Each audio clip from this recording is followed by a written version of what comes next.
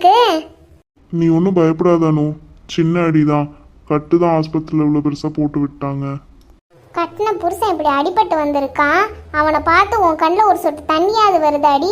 இதில் நல்லவ மாதிரி நலம் விசாரிக்கிற, எல்லாம் நடிப்பு. என் பிள்ளைக்கு இப்படி ஆனது காரணமே நீதாண்டி. நான் கீழே விழுந்ததுக்கு அனு என்னம்மா பண்ணுவா? வாய் வச்சுட்டு கொஞ்ச நேரம் சும்மா இரு. நீ சும்மா இருடா, உனக்கு அடிபட்டு 3 நாள் ஆச்சுன்னு அதை சொல்றாப்ல. இவ ஏதாவது ஃபோன் பண்ணி உன்னை எதுவும் கேட்டிருந்தா நீ சொல்லாம இருந்திருப்ப. உன் மேல இவளுக்கு அக்கறையே இல்லடா. சும்மா எல்லாம் தெரிஞ்ச மாதிரி பேசாதீங்க. நான் ஃபோன் பண்ணா உங்க பையன் எடுத்துட்டு தான் மறு வேலை பாப்பாரு பாருங்க. அனு, நீயாவது கொஞ்சம் சும்மா இரு. நான் சும்மா தான் இருக்கணும்னு நினைக்கிறேன். உங்க அம்மா தான் தேவையில்லாம பேசுறாங்க.